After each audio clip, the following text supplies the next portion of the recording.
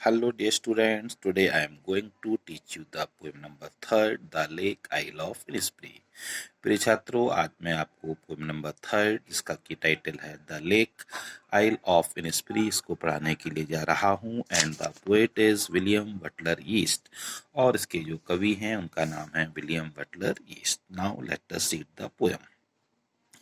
I will arise and go now and go to Innisfree। कवि कहता है मैं जागूंगा और इनिस्प्री नामक द्वीप पर जाऊंगा। मैं जागूंगा और इनिस्प्री नामक द्वीप पर जाऊंगा। And a small cabin built there of clay and wattles made। और वहां पर जाकर मैं एक छोटी सी झोपड़ी बनाऊंगा और वहां पर जाकर मैं एक छोटी सी झोपड़ी बनाऊंगा। 9 windows will I have there। वहां पर मैं सैम के बीजों को 9 पंक्तियों में बोऊंगा। A hive for the honey bee. और वहां पर मैं मधुमक्खियों के लिए एक छत्ता भी बनाऊंगा। And live alone in the bee loud glade. और वहां पर मैं अकेला रहूंगा मधुमक्खियों की आवाज के बीच। And I shall have some peace there. और वहां मुझे शांति प्राप्त होगी। For peace comes dropping slow. क्योंकि वहां जाकर मुझे शांति प्राप्त होगी क्योंकि वहां जो शांति है वो प्रातःकाल प्रातःकाल के प्रातःकाल के समय जो प्रातःकाल के समय वहां पर शांति होगी। And the to where the cricket sings. और वहां पर जो झिंगुर नाम के प्राणी होते हैं वो प्रातःकाल के समय गीत गाएंगे। There midnight's all a glimmer. और वहां पर रात के समय जो झील है वह चमकेगी। And noon a purple glow. और दोपहर के समय जो झील है वह बैगनी रंग की जैसी नजर आएगी। And evening full of linnet's wings. और शाम का जो समय होगा वहां पर लिनेट नामक जो पक्षी होते हैं उनकी वो जब शाम के समय घर की ओर लौट रहे होंगे तो उनके पंखों के फड़फड़ाने की आवाज को मैं सुनूंगा। I will arise and go now. अब मैं जागूंगा और वहां जाऊंगा।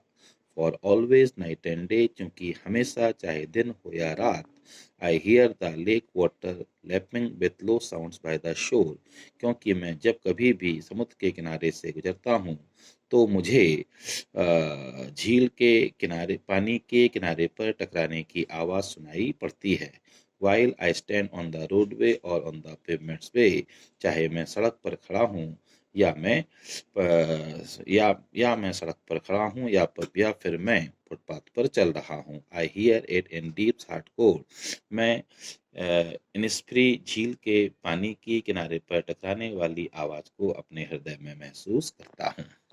So dear student, in this poem the poet has described the lake isle of Innisfree। यहाँ पर कवि ने इनिस्फ्री नामक झील के बारे में वर्णन किया है। Which he feels in his imagination. जिसे कि वह अपनी कल्पना में महसूस करता है। और वो कहता है ही विल गो देयर। वो वहां जाएगा।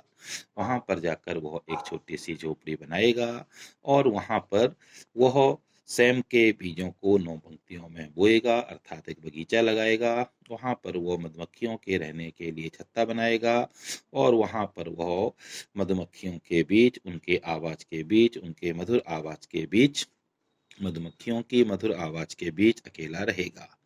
कवि कहता है मैं वहां जाऊंगा तो मुझे शांति प्राप्त होगी क्योंकि प्रातःकाल के समय वह शांति महसूस करेगा और झिंगुरों के गीत को सुनेगा। रात के समय जो झील है वह चमकती हुई नजर आएगी और दोपहर के समय जो झील है वो बैंगनी प्रकाश से चमकती हुई नजर आएगी। और शाम के समय जब लिनेट नामक पक्षी घर की ओर लौटेंगे तो उनके पंखों के फड़फड़ाने की आवाज को कवि सुनेगा और महसूस करेगा। कवि कहता है वो जागेगा और वहां जाएगा क्योंकि दिन हो चाहे रात हर समय वह वो इनिस्प्री झील के पानी की आवाज को किनारे पर टकराते हुए सुनता है। चाहे वो सड़क पर चल रहा हो चाहे वो सड़क पर खड़ा हो या फिर वो फुटपाथ पर चल रहा हो। I hear it in the deep heart score. मैं इस झील के पानी की आवाज अपने हृदय में गहराई से महसूस करता हूँ। Dear student, this is the reading of the poem the Lake Isle of Innisfree. ये मैंने आपको लेक आइल ऑफ इनिस्प्री की रीडिंग कराई। Please read this poem once or twice, इस पोएम को एक या दो बार पढ़ें। It will help you to understand the meaning of the poem, इससे पोएम का मीनिंग समझने को में आपको मदद मिलेगी। Have a nice day, bye bye.